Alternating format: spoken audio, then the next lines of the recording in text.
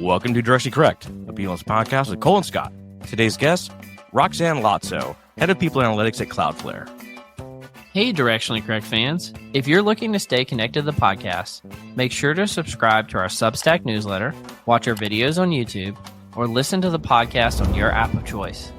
This podcast is dedicated to you to help educate and entertain you on how to effectively do people analytics. We are a listener-supported podcast, so please consider becoming a patron. If you'd like to support the podcast by becoming a patron, you can find a link to sign up in the show notes or at patron.podbean.com/directionallycorrect. Thanks for being a listener.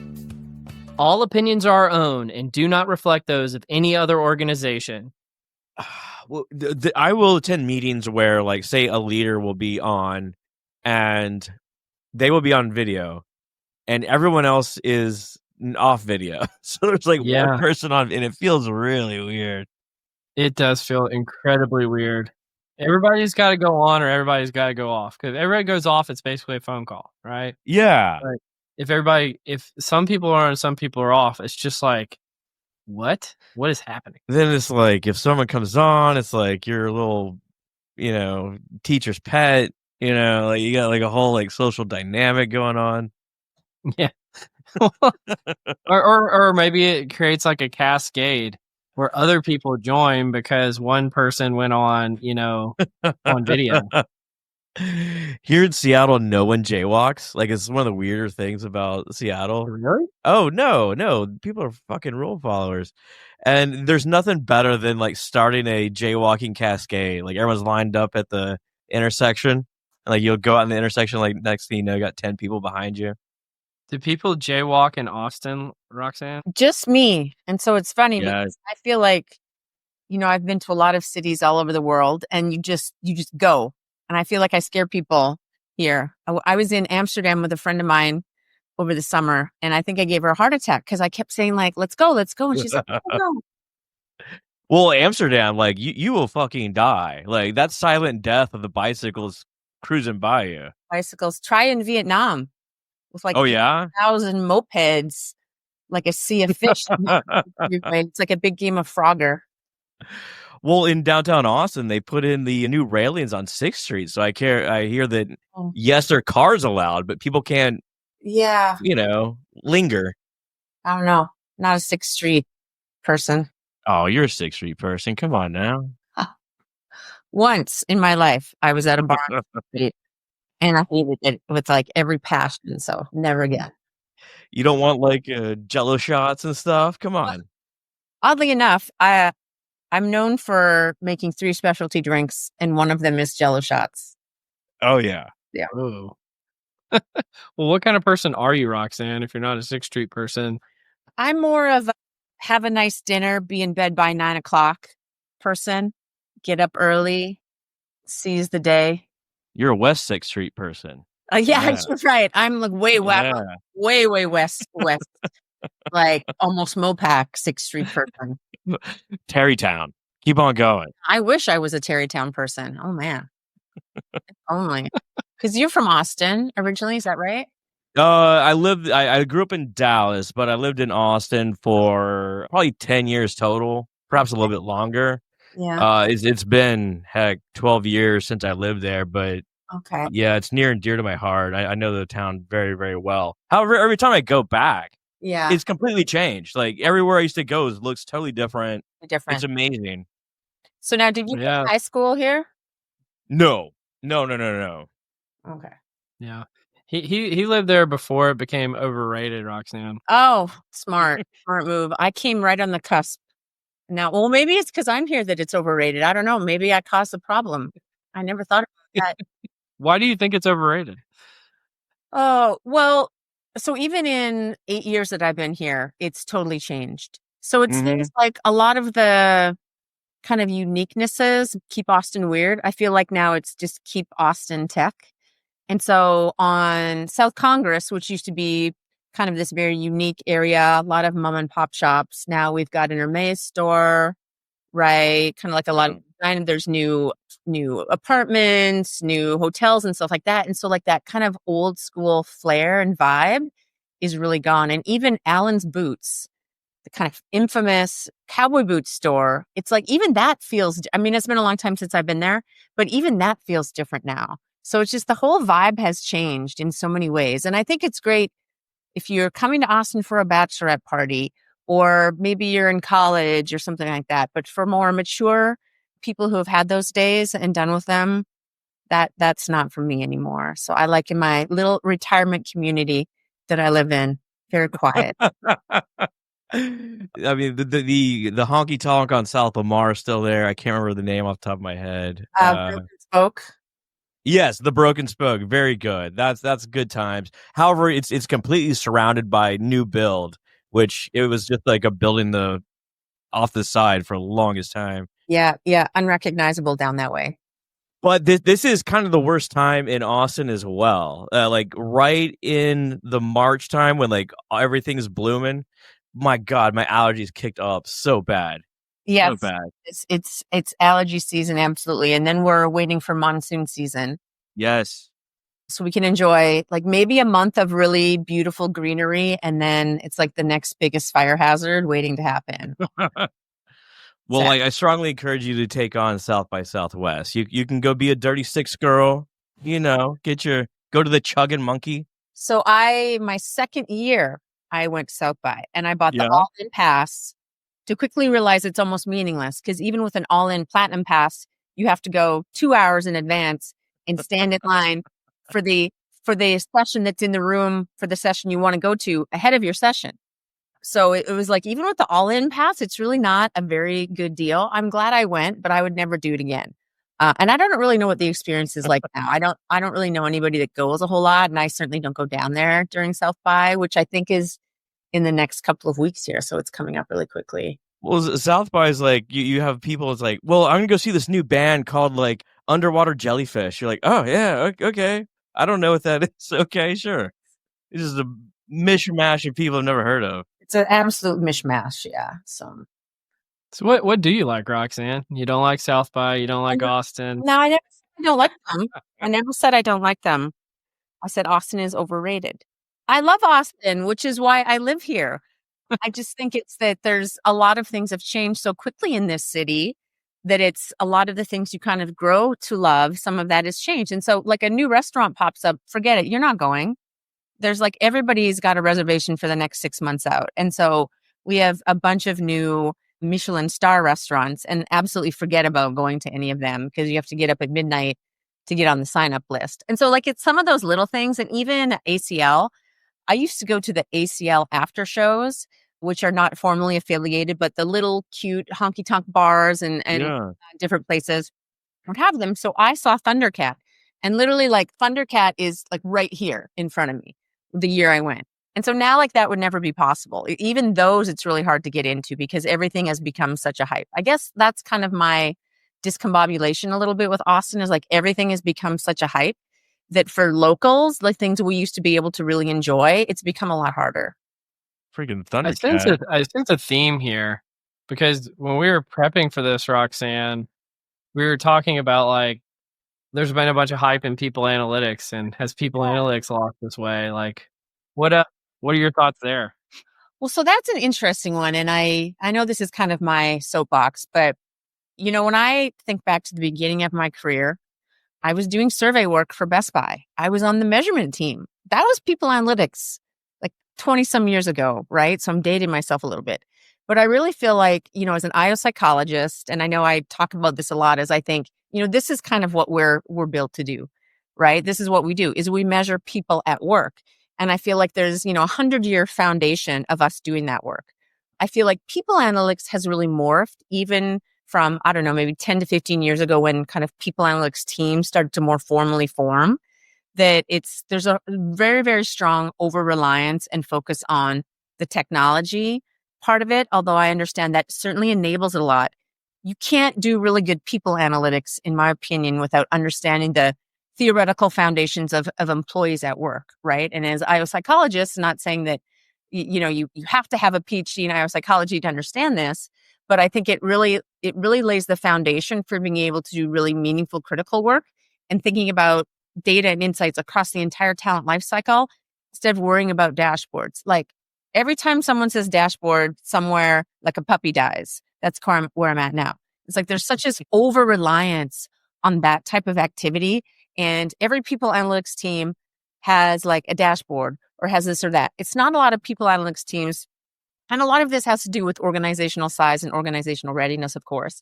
But I feel like a lot of teams aren't really doing what I would consider the actual people analytics work, which is actually scientific, psychometrically validated analysis and investigation of what's happening in the employee life cycle. I think that's completely apt. Like, I think it's the sexy thing to do, right? Like HR technology. But like to your point, there's very little theory spoken. I mean, our whole profession rests on psychological principles, but it's to the point where I don't even know if people think about theory at all. They think about like the new Gen AI. They think about the new dashboard. Like, can you code in Python, ambient IO? Yeah, but absolutely. Tell me your favorite leadership theory. Tell me your favorite motivation theory. Right. I imagine people struggle. Yeah, absolutely. And I mean, do you have to know all that stuff to do some good work and deliver insights? No, you don't. But is it going to help you? And I think it gives you like a bigger picture perspective on really how we're going to add value. So I even think about like more on the talent side, right? So, and Cole and I talked about this a little bit, like people analytics teams rarely, in my experience, own or operate assessments. It's typically a very separate field. It's run by separate teams. And oftentimes that data is not really integrated into the people analytics talent lifecycle, right? And so I'm like, to me, that's a huge miss because again, I'll get on my IO psychologist soapbox is, we have a lot of very deep expertise in that, a lot of theoretical scientific expertise. There's a million crap assessments out there, as you know. Yeah. Right. And I think we should be more heavily involved in organizations that have people analytics teams and kind of assessment or talent teams. There's probably more opportunities for integration there. I think we've also ignored the humanistic function of it too. Like we've gone so far into say like sentiments and this sort of stuff, which is fantastic, but they're also outcomes of the employee experience. We've ignored very sort of core employee experiences that allow them to come to work, to allow them to be happy, this sort of stuff. Whether like they feel like energized at the office or not, that's the result of all these other issues. Once again, it goes back to like the two-factor theory, Hertzberg, satisfiers and dissatisfiers. Yeah, absolutely. When I think about it, and just to resonate with what you were saying, Roxanne, is the blank stare. So you're talking to somebody in our field about like how you might measure something or how like why it might be important to solving a business problem, and there's like a does not compute function going in their head to like, yeah, but how can I thought we just did descriptive statistics, and what you're saying I don't understand. And it's like, well, if you can't put it in a pivot table, if it can't fit in a dashboard, if it's not all storytelling with data, then they don't understand it. And I think there's just a huge opportunity there. Or maybe not an opportunity, maybe it's just a skill that we lost. I don't know. I feel like it wasn't always like that. Where's the experimentation, right? Like running true experiments. You don't hear that very often. You do hear about dashboards. That's true. And, so I think the bigger companies typically have a lot more opportunity, a lot more money, a lot more staff to be able to experimentation. But it's really hard, I think, even to sell leaders, especially in smaller companies or in tech, because the leaders are not coming from that scientific background necessarily, like super brilliant tech minds, but not people that are going to maybe be willing to experiment or understand what the value of that is, right? So it's very different. And I just think even, another step. So I teach a people analytics class at the business school here. It's really an IO psychology class in a lot of ways, but I just taught a class on reliability and validity. And I wonder if I did a poll at work informally, I guarantee most leaders would not, they would understand what the word means conceptually. They would not understand from a measurement and psychometric standpoint. And do they need to understand that? No. But if we're talking about measuring people, these are really fundamental, core, foundational concepts that are really important that I think most people analytics teams don't even think about. They're fungible too, right? They apply across the board to anything you're doing. Absolutely. Well, can I build on this too? Because I think there's like this misnomer out there that like doing an experiment is hard. Yeah. It's actually not that hard. And it's not that hard to analyze the results. It's not that hard to calculate reliability and validity. It's just, do you have the skills and the know-how to do it? Absolutely. And do you actually value that it has some kind of efficacy in the real world? Right? I think that's really where the gap is. People just assume, oh, science is hard, experimentation is hard. It's not hard. Not hard at all. Yep.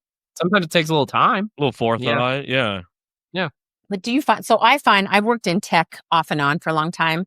There's the balancing getting the work done with the speed required to getting work done and priorities changing a lot. And so I feel like, so it's one of those things you kind of learn just to let go of, that some of these things that you were taught in grad school or maybe that you did in a different part of your life, you just kind of have to let them go. Thoughts and prayers that you're going in the right direction and you're going to get the results and analysis that you need. Yeah. It's amazing. Like I'm like a broken record, but like it's amazing what the first like 3 months of those of your grad school experience, how far those skills go. I'm talking about basic research methods, all right? Just selecting a sample. Can we have a randomized sample for a true experiment? Can we form a hypothesis that's testable? Absolutely. What is a hypothesis? What are these words? What is going on? Well, I mean, you're teaching this, at UT Austin. What is that like? Are students receptive to these messages? Yeah. Well, I mean, most of the students, it's a requirement, so they have to be receptive. But what I've found is I'm focusing a lot less on the analytics part in terms of like, here's how you run an analysis or, look at data. And I'm focusing more on the kind of the thought analysis. So like, here's some selection methods. Here's reliability and validity and why they're important. Let's talk about examples of that and what might you think about using a specific example. And this is something I stole from one of your former guests, who's a good friend of mine and my meetup co-host, Ethan Burris. He provided me some slides that he used to use, and he uses Zookeeper as an example. So I have totally gone in the Zookeeper example to give the students a thought about, if you're hiring a zookeeper, what are the selection methods that you might need to do that? And we take it a step back. What's the job analysis for zookeeper? And then we go to like, what's the L&D plan? What does performance management look like, right? So I really try to kind of give them real life examples that aren't so IOE or so focused on people analytics that, these are students that some of them have had jobs, a lot of them haven't. They're not going to understand the application. So I really try to give them kind of real life scenarios around how would you apply this? And when in doubt, always use football example. Everybody will get that and understand that. And that's when I know I have to hook them. I'll be like, what would the coach of the UT football team do? That's a really easy way to get them hooked on the conversation. He would go all gas, no brakes. Yeah, well, nobody's done that yet, but it was really funny because we were talking about cognitive ability tests and adverse impact and all that stuff. I said, just go online and search some examples of when a company might have used a cognitive ability test and it didn't work. Half the students found the Wonderlic that the NFL used to use, and they found the example. And I don't know all the details, but CJ Stroud, who was for the Texans, and you like bombed the Wonderlic, but they still hired him, and now he's done all this great stuff. I was like, you know what? That's a great example of applying the concepts we've learned to something that you know and understand, and it's completely relevant to really the workplace, right? Well, speaking of the cognitive ability stuff, you and Ethan hosted the Austin People Analytics meetup the other day. I came down to see Paul Sackett speak. What was that like? And was he your advisor or my advisor? I've known Paul since 1999. I walked in his office, and so this is where I get to embarrass Paul because he probably won't watch this, and he's not on LinkedIn. I walked into his office because somebody told me that him and his wife were big rodeo fans. So I walked in, coming from Calgary, used to be the world's largest rodeo, the Calgary Stampede, with a tape of local rodeos, specifically chuck wagon racing. And I tell you, I had them hooked after that. So it's like instant friends. We've been really close. I saw him again just last week before they went back to Minneapolis. So having said that, I think thinking about grad school, like it was kind of happenstance that I ended up in Minneapolis with Paul, but from a education standpoint, the best decision I ever could have made, because the man is absolutely brilliant. And if you've ever read any of his stuff or kind of seen any other more informal talks he gives, and he might have mentioned it here, he's like, I really feel like this was my calling. And I absolutely believe that. But it's funny because he's at the point now where he's like, I keep coming up with these ideas and then realize I've already published papers on those ideas. I'm like, that's amazing. He's already published on his idea. And he's like, I wanted to look at, range restriction and something. And then I thought, I think I published on it. And I was like, whoa, we published a paper about range restriction like in 2000, whatever. So yeah, it's all coming around now. But yeah, he's really wonderful. And I know he talked about his latest and greatest paper, which has really oddly caused a lot of controversy out in the world with Frank Schmidt's former students. If you've been tracking that or following it, there's a lot of point counterpoints. And I made the mistake of making a comment on someone's LinkedIn page, a professor who said, oh, great new research debunking sackets. And I was like, okay, hold on. And so I went on this whole tirade, and then he lectured me on LinkedIn that I was like not being a good scientist and this and that. So I was like, okay, win, but we're right. So wait, what was that last comment, Roxanne? You can win this argument, but we're, meaning Paul Sackett and team. I said, we're actually right about this. I love that. That's good. Yeah. Well, and we're actually, I think, covering an article later by one of the Frank Schmidt. No, I saw. I thought that was humorous per the conversation that you and I had in Austin. That should be one of your next guests. Well, we'll get there. I do want to come back to the selection and assessment stuff. Just from a curiosity, like, I don't know if you do that in your day job at all, linking people analytics and selection and assessment, but I also know that you do it kind of on the side as well. Can you speak to this at all about that? Yeah, absolutely. Well, I would like to do it in my regular day-to-day job. We're not quite there yet, right? And so I think in tech companies, it takes longer to get to that personality assessment place to kind of convince leaders. So that's like a whole other Directionally Correct podcast.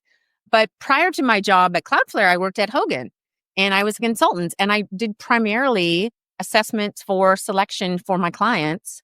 I did some development stuff, but it was really interpreting and debriefing Hogan assessments, sometimes in combination with cognitive ability assessments, to basically deliver selection recommendations. And I'm proud to say I had 100% hit rate on all of those recommendations.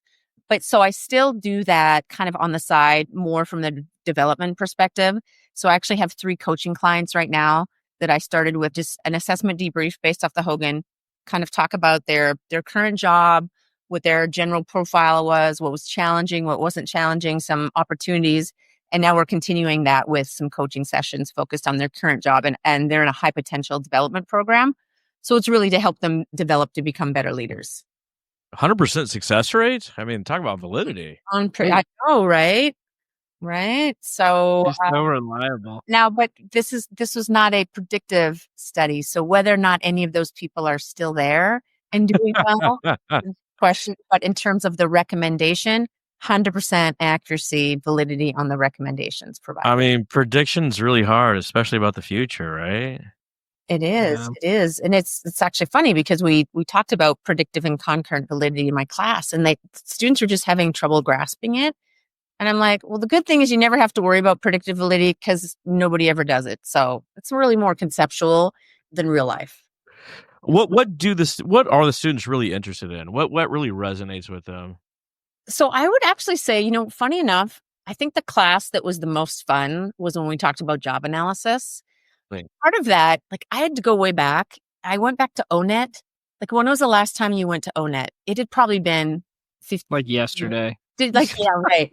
So I had to go to ONET and start to look up different jobs. I said, everybody choose a job you want to focus on and go to ONET and find the skills and abilities and competencies and all that good stuff. I said, then go to LinkedIn or Indeed or wherever, find some job openings and see if they kind of align. And people were like, fighter pilot, dentist, football coach, all that stuff. So, like, funny enough, the things that keep them really engaged is when they get to go out and learn about something that's interesting to them, right? Yeah. So ONET, it's making a comeback. It's like the next greatest thing. Well, what does it say for Zookeeper? Oh, so Zookeeper is what you would expect: animal care, animal behavior. There's also an element of like teaching and kind of giving tours, being kind of like spokespersons for the zoos, depending on your zookeeper level. There's like a management aspect, a relationship aspect. And we focused specifically the other day on Mudang's zookeeper. So you're familiar with Mudang, the viral No. Oh my goodness. So Mudang was the viral pygmy hippo that was born in June or July in Thailand and became this internet sensation because she's just this silly little crazy thing. And her zookeeper basically started broadcasting all of this on social media and made the zoo and Mudang so famous that the zoo had to totally revamp the way they thought about, handling all these visitors. So now you have to go stand in line. You get 5 minutes with Mudang, and that's it. Then you need to move on. So that's actually been my zookeeper example during this whole class. And it's actually been like a really silly way for the students to actually like engage and think differently. And I gotta say, like, I'm so impressed with how like some of them are thinking in such a sophisticated, mature fashion. And we're talking like juniors and seniors here about how it all links together. So it's been a ton of fun. It is fun to see all the dots connect. Cole's a big Harambe guy. He's a big... Talking about the zookeepers. Wasn't Harambe the one that stole the baby and like swung them around? I don't know if that actually happened, but yeah, somehow a kid fell into the pit and they had to. Yeah. That's better. R.I.P. for sure. You better never forget. Did you ever hear Dave Chappelle's joke about that? No, what was that? So Dave Chappelle, like, he brought it up, and he's the only person that can make this funny. And he's like, y'all, I get it. Like, as a parent, you turn away for 1 second, the kid's gone. You don't know. Next thing you know, they're in a gorilla pen being like thrown around by a gorilla. Much, much funnier than that, obviously. I'm like, only Dave Chappelle could actually make that a really hilarious joke. Well, I mean, you could like expand on the zookeeper elements to like other sort of tactics, like critical incidences. So, lion jumps over fence. What do very critical. What do you do? So that's actually funny because when the students were doing the job analysis for the Mudang for the zookeeper, they were like, well, they have to be able to lift a lot of poop.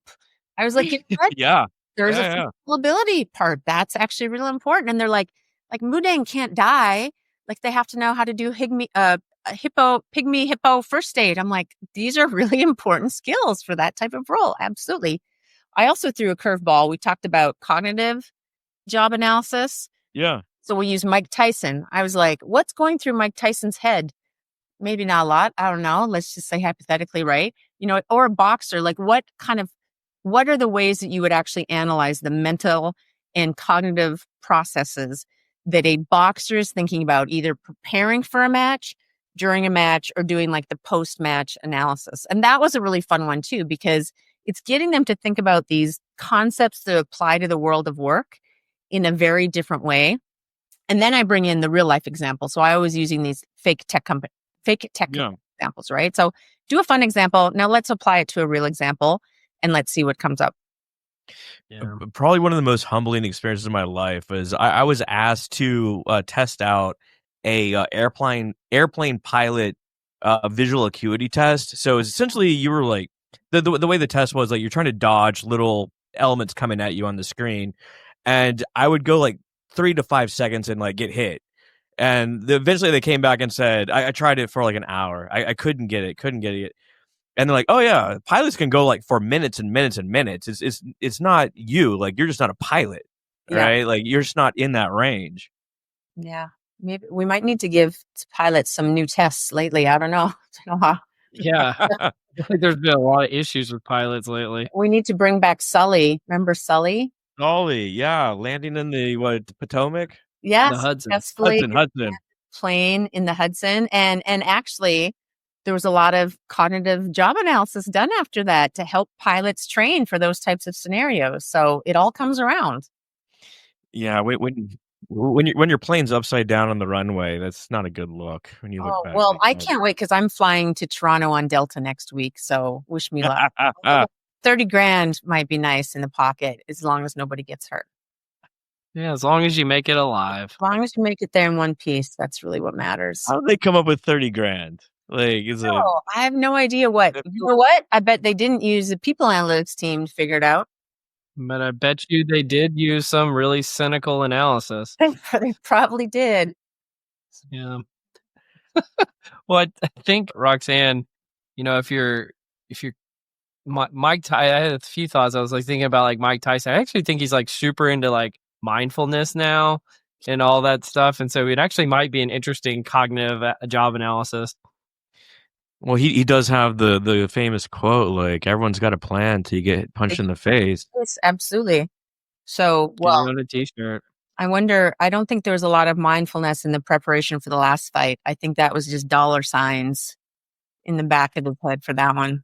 The way that he pulled the punch on, oh God, that guy, whatever his name is, Paul, right? Paul, yeah, Jake Paul. Or low, I can't remember which one. Yeah. That was something else, that one. I'm actually I've been a boxer and kickboxer since I was a teenager. So that was Yeah? extra fascinating fight to watch. Yeah. Yeah, absolutely. You could give Tyson some pointers. No, I can't. But I did see him in an airport once. I was walking through, I had a layover at Salt Lake City, and I'm walking through and I see this like huge crowd of people. And I think, what the heck? And I kind of peek over and I see this like pretty short guy. I'm like, who the heck is that guy? He's like, oh my God, that's Mike Tyson. People were just like eating it up. So I did not try to fight my way in there to see him, but I have seen him somewhat up close. Short as heck.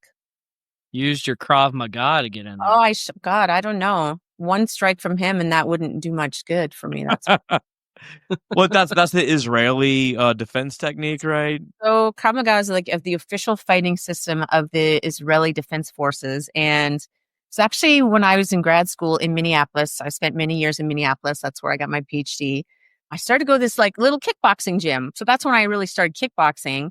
And the owner at the time had heard about this kind of newfangled thing called Krav Maga. And have y'all ever seen the movie called Enough with Jennifer Lopez, where she had to like fight off her husband and she learned martial arts?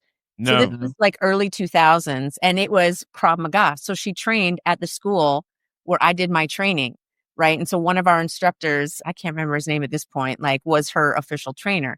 So all these gyms kind of started to like hear more about it and it became more popular. And there's like a whole instructor training mechanism and method. And so I went and I got my ass handed to me for a week straight. When I came back, I was literally bruises, like head to toe, but I was like officially a Krav Maga instructor. And so I taught that for a couple of years. And then I just kind of got out of that because I'm like, I don't want to teach that. I just want to kick and punch things. Well, Jenny from the Block's a bad girl, She don't mess with her. I don't know how good she was at that, but she's definitely one of the more like fit 56. I think she's 56-year-olds that you. She looks good. She's like, holding up. Works her literally. Well, maybe she doesn't work her butt off because I know that's insured, but she does work super hard to stay in good shape. Well, she probably has an amazing team around her, right? So we probably all would look like that if we had that time and dedication. FYI, if you're into rodeos and you want to see some wild rodeo action, what's the prison in South Louisiana? The big one. Oh, it starts with the A. Angola. Go to the Angola prison rodeo and you will see some wild things. Wait, have you been there? Yeah. We took a road. We both Cole and I, we didn't go together, but we both went to school in Louisiana. And it was like a 3-hour road trip. And you go into the prison and you go past the gates and it's like 2 to 3 miles before you get to the actual rodeo. Like if anyone were to get out of their barracks, you're not getting out of there. Like it's just so far. Whoa. But you go in like the prison the rodeo surrounded by barbed wire.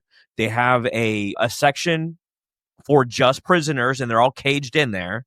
So they're separate from the the public, but they had horses dragging prisoners around. They had hula hoops on the ground. Just let a bull go loose and let them just like destroy them.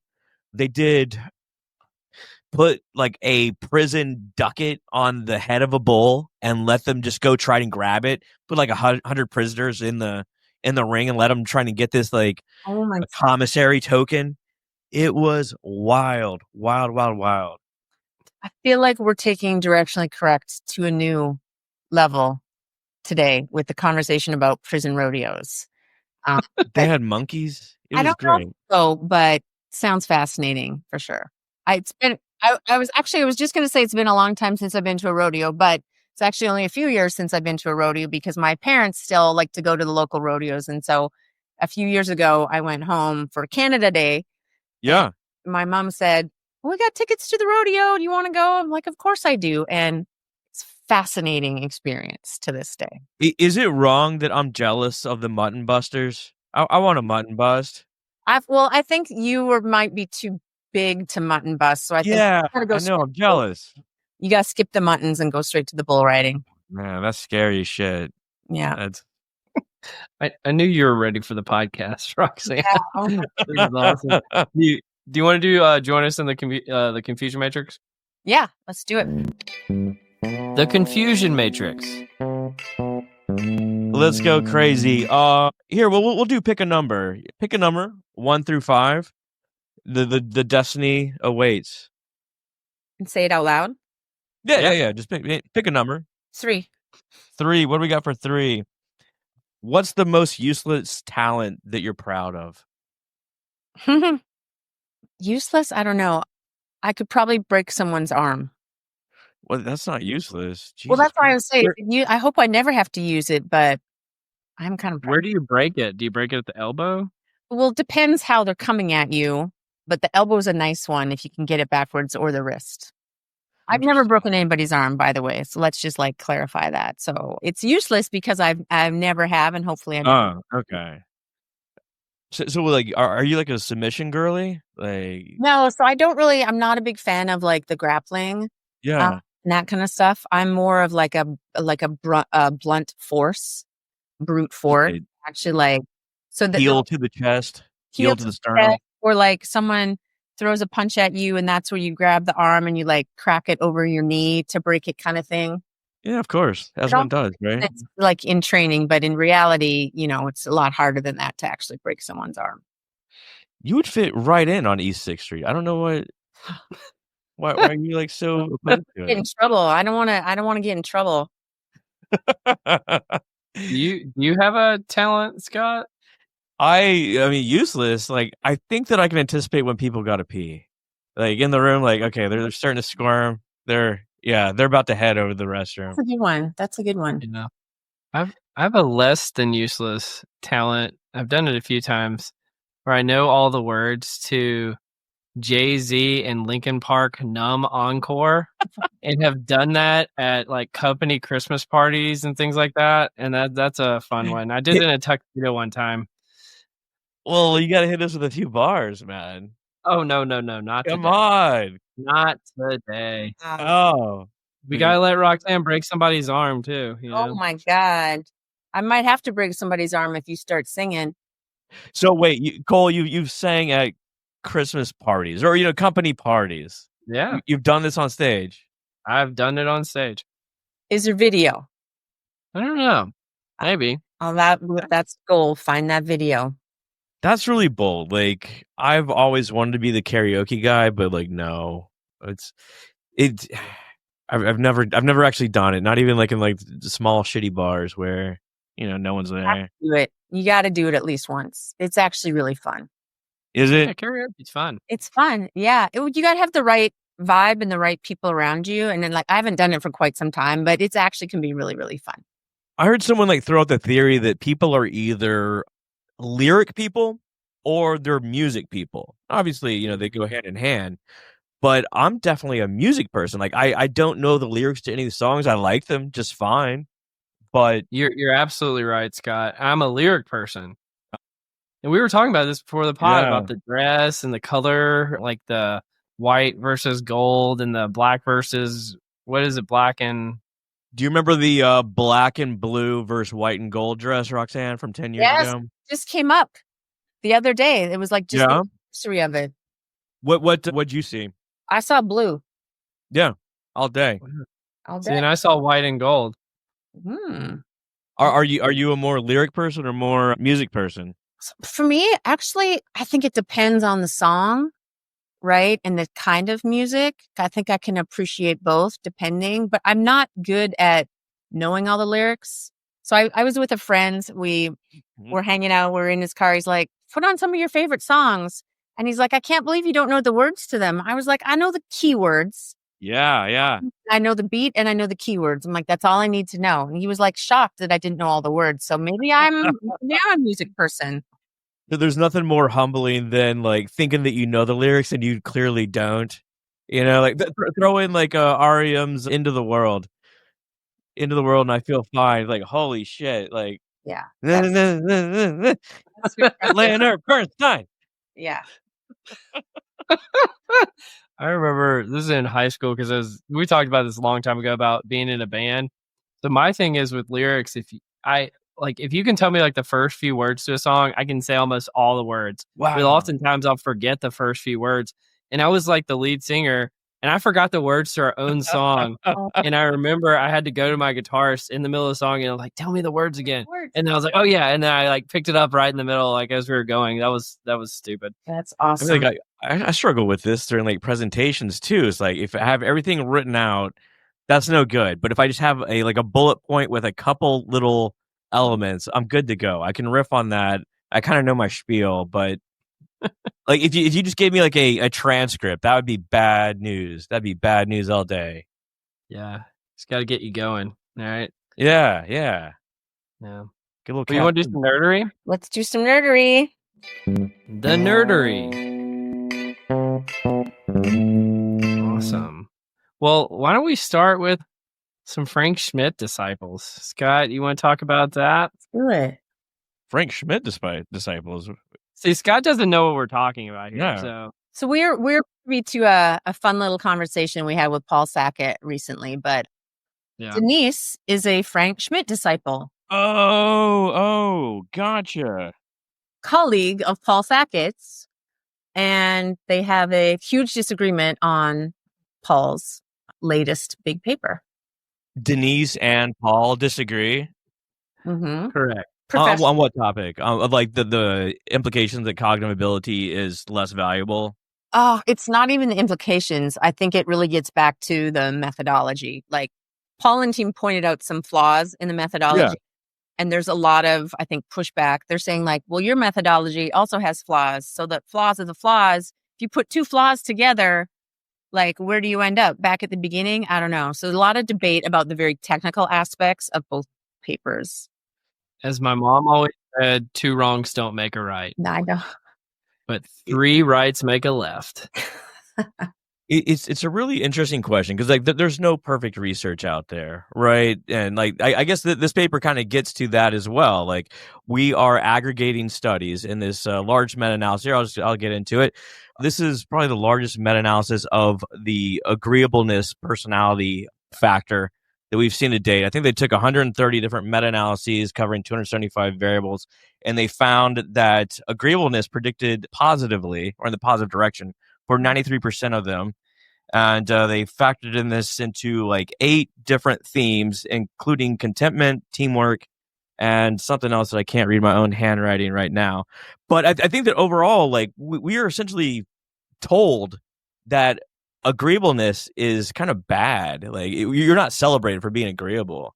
It's kind of an interesting study. Like it goes off into like life success. Yeah, we were told this a few episodes ago. I think that's why that came up. Who told you that? Who said that? Paul? Mark Efron came on and he was like, oh, I love Mark. He's like, yeah, being agreeable, you're going to not be successful or something like that. And I know Scott was like, what? Hold on, though. I think we're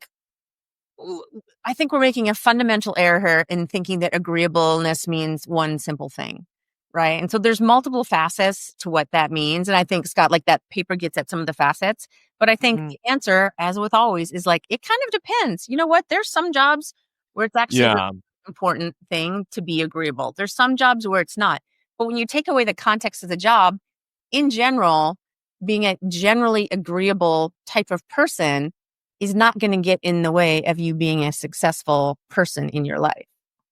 I mean, this is kind of where the different personality factors start to intermingle as well. I think that people that are disagreeable also have low openness, right? And I mean, that relates to cognitive ability as well, so have you ever encountered someone that just like, no matter what you fucking say, they're like, no, not gonna do it. No. It's hard to deal with these people. And of course you're gonna have like worst life outcomes. Just from a The people that say no before you even get the question. yeah. It's like, how you don't even know what I'm going to say. Okay, is that agreeable? But we can't just relegate that to agreeableness only. So like, I'm a big proponent is like, and the study is that you're only looking at one thing. What's really important, and this is where I always get on my Hogan sandbox. It's the interaction. Yeah, absolutely. Interrelationship between multiple things that actually matters. So that person is like, there's an agreeableness factor, but there's probably like 15 other factors that are really important, right? Around why they're showing up that way. So is there such thing as a psychometrically bad personality? No, because well, A high agreeable, low openness. Like what does that even look like? It depends. And so I'm gonna talk about in kind of Hogan frames.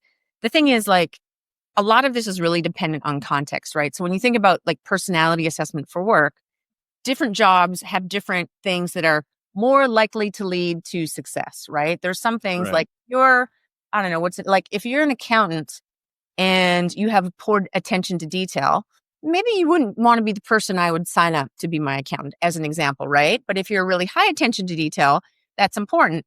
But whether or not you're agreeable or open kind of depends on what we're talking about here, right? So I think it depends. And I think psychometrically bad personality, only if we're talking about like MMPI, psychological disorders, I think, and whether or not that's good or bad, again, is like that kind of dichotomy is really hard. But there are some personality styles or patterns or themes that I think are more indicative of whether or not you will be successful in different areas. But there's also like 5 bazillion combinations of Hogan scales that can lead to success in any one role. I had to read this like a grad student. I didn't have access to the article, so I was limited to just the abstract. So we're trying to abstract from an abstract, as it were. But it just makes theoretical sense that like if you're just sort of like go with the flow, that's going to be just an easier life path for you. If you're constantly disagreeing and unwilling to go along with, say, the team, the people around you, the ideas, that's just a harder life. But like to your point, I do love it when you get someone on a no roll and you're like, hey, can we try no? Can we try no? Can't no. Like, hey, can I give you $1 million? No. You're like okay. Yeah. Yeah, fair enough. What do you think, though, is going on in that person's life outside of that situation that's maybe contributing to that? I think that they see white and gold dresses when it's really black and blue. I think that's what's going on. Might be the most important predictor of all time. I think so. What color? Well, it is. We were talking about this before the pod started. Like, it's really wild that people can look at the same image and come up with totally different impressions of what's going on. And like, of course, that funnels down to, how you perceive the world. But I mean, same stimulus, something happens in the brain that changes that for people. And of course, you're not going to come with the same answer. Of course, you're not going to have the same sort of personality. Have y'all ever like taken a Rorschach like training seminar or anything like that? No, but I did have my handwriting read once. Oh, graphology. So it was actually while I was at Hogan, and there was a self-made billionaire real estate mogul in New York City who was friends with Adam Grant and was interested in personality assessment for his firm. So Adam said, call Hogan. So we called Hogan, and the CEO at the time was like, this guy's wild. So he calls me. He's like, Rox, you're the only person that can handle this guy. And I'm like, let's do it. So I had this conversation with this guy, and like brilliant, but like everywhere, like, okay, talk about this, talk about this, talk about this. And I was like, oh my God. Then he's like, send me a handwriting sample. And I'm like, okay. So I did. And literally, I mean, this billionaire calls me on my cell phone 5 minutes after I email it to him. And he's like, I've got it all figured out. And like some of the stuff was fair, but like I was, very meticulous in the lines. And he's like, you're very detail oriented. And like, you don't like it when things don't go your way. I'm like, I could have assumed that from the way I wrote it too. But then he's like, but you have a terrible relationship with your mom. And I was like, well, that's actually not true. He's like, and then he was shocked. He's like, what?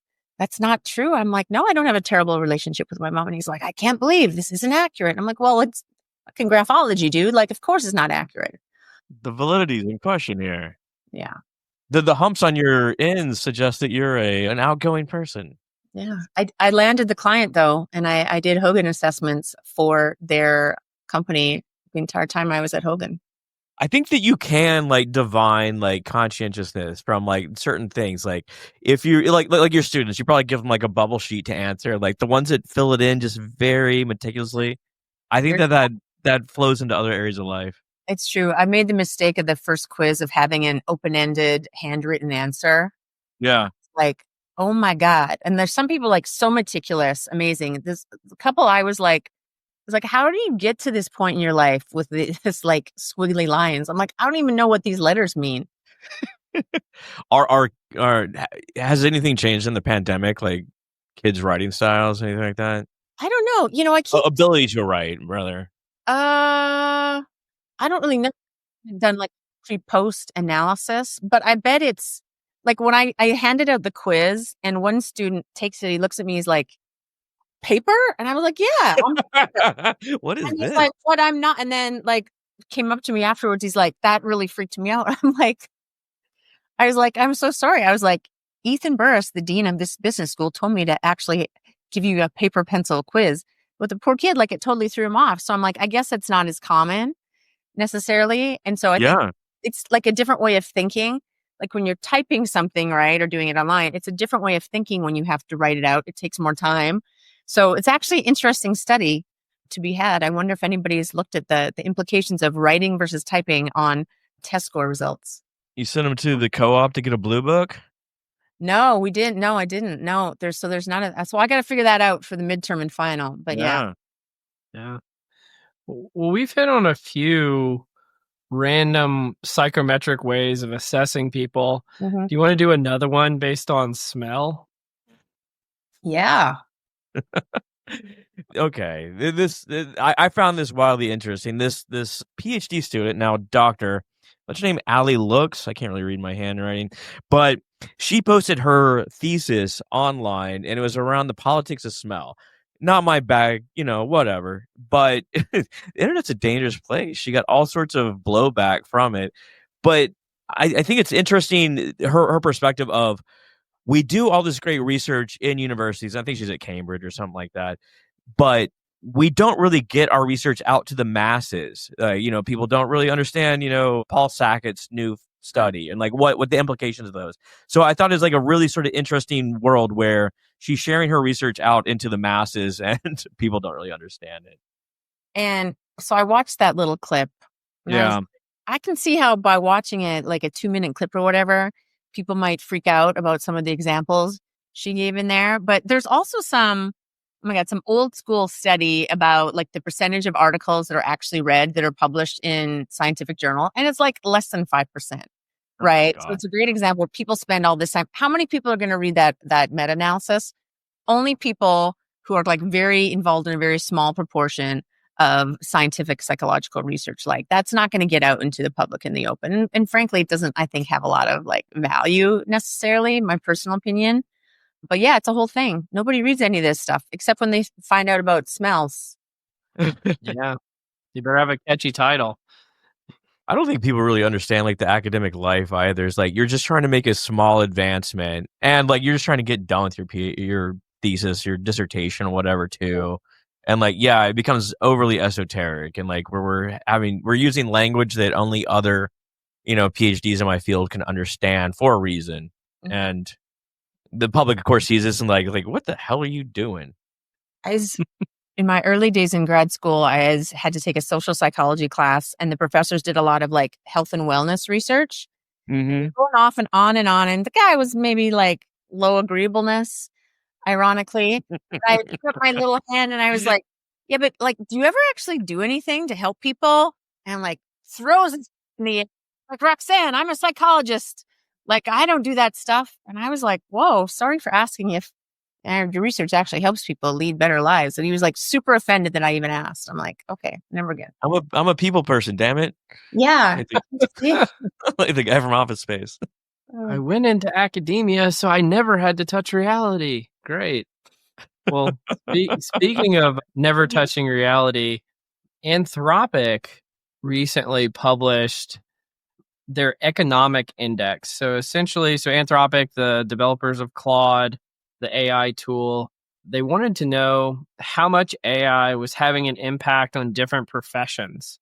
And I thought this was fascinating. Mm-hmm. And so what they did is they went through a bunch of different professions, but they found that today usage is concentrated mostly in software development and technical writing tasks, with over a third of occupations, roughly 36%, see AI use in at least a quarter of their associated tasks.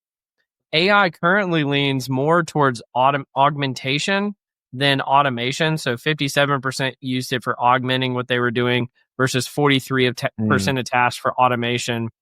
And its most prevalent uses were for mid to high wage occupations like computer programmers and data scientists, but is lower for both the lowest and highest paid roles. And so if you look at it, it shows like computer and mathematical occupations, 37% are using AI, arts and media, 10%. And it goes down pretty precipitously from there, with business and financial only 5.9%. But I think this was fascinating. Did you guys get a chance to look through this?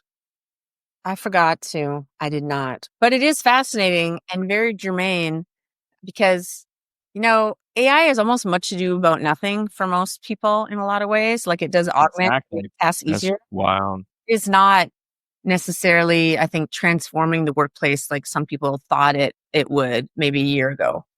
Yeah. The zookeeper's not using it yet with the Moodang or whatever the panda's name is, or hippo. Hippo. I used ChatGPT to summarize the article. That's how I read it. I do worry about yes. There's several points to bring up. Like one is, say, in these high skill jobs, if you use Gen AI, you're gonna have a performance compression point to where, like, why would you pay someone a high salary if someone junior can make that up? So I mean that's sort of a tangent. But what I've been sort of once again, back to the humanistic element of psychology. If you have Gen AI write you a book, like Cole's just or he's about to publish a book. Congratulations!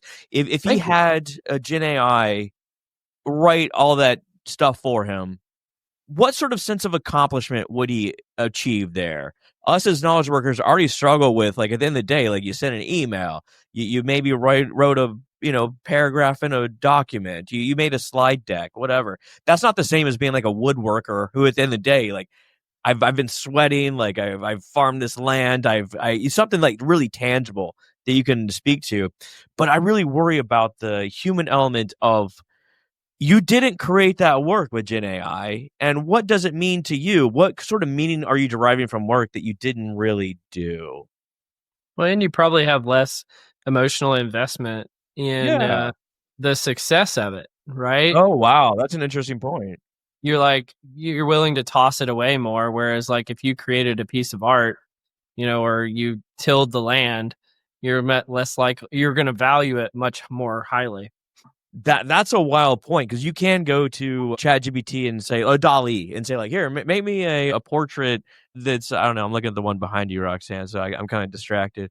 Yeah, make me that portrait. You'd be like, all right, that's cool. Close the laptop. But if, like, you painted that yourself, or drew it out, thought about it, it obviously create much more value to you. Does this kind of get back to this old school notion of like intrinsic and extrinsic motivation? Do you remember? There's always kind of this stuff about basketball players where, up and coming pre NBA players doing it for the intrinsic, love the game, get to the NBA, make $1 billion, and then they're just doing it for the salary and they don't care about the game anymore. Right? Yeah. So I think that's Aaron Rodgers. Like, I think he's just really good at football, but doesn't really enjoy it. is he still, isn't he cut now? Is he still playing? Is he done? He's going to have a hard time finding another team, I imagine. He retired whether he wanted to or not. Yeah, he was retired.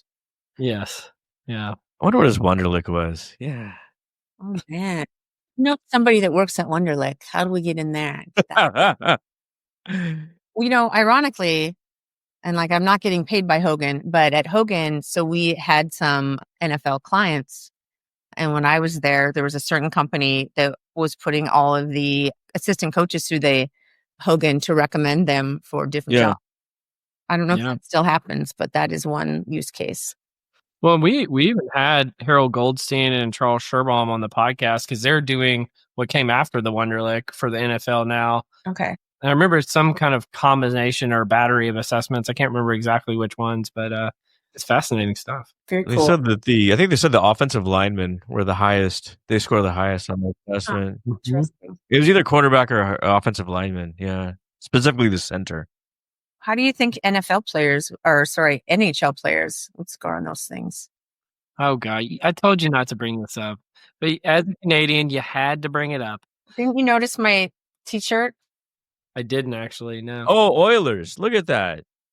What's his name? McMenamin? He's awesome. Connor. Well, we're calling him in Canada Connor McJesus. But it's Connor McDavid. Oh man, there's so many tangents we can go on there. Well, let's go back to Cole. What's the next subject? I think I actually watched the USA versus Canada game. Yeah. That's the first hockey game I've ever watched end to end. No way. I think I'm USA's bad luck charm, so I'm not allowed to watch the games anymore. We're allowed to watch another hockey game against. Yeah. It was something else. Still don't really know the rules, but I tried my best. Do you watch soccer? Sometimes. It's similar game. I'm going to tell you, like, very similar game in terms of intent, purpose, offside. So that's how I would kind of think about it. But for the listeners, Roxanne wanted to come on and rub our noses in the fact that Canada beat the U.S. in the tournament. Well, so you beat me. I didn't even stay up for the whole game. I fell asleep and I was like, I can't have a coronary watching this game. So I went to sleep, but I woke up to lots of messages from my Canadians back home. Did you say we got this in the bag, eh? No, not. And no, okay, I think you did. While you were eating your poutine, I know you did. We do not or either. Tim Hortons, I can get behind. Absolutely. We have one here in Austin, I think. They just opened a Tim Hortons, I feel, somewhere. Weird. I read that. Yeah. Tim Hortons. See, they are keeping Austin weird. We are, yeah. Tim Hortons of all things. I think we've run our course today, but it has been fantastic having you on as a guest, Roxanne. Any parting words for Roxanne before we let her give her the final word, Scott? I think that was for me. What a time to be alive. Tim Hortons in Austin. My God. Roxanne, it's an absolute pleasure. I do believe that you're a West 6 girly after hearing you talk. Time will tell. Time will tell.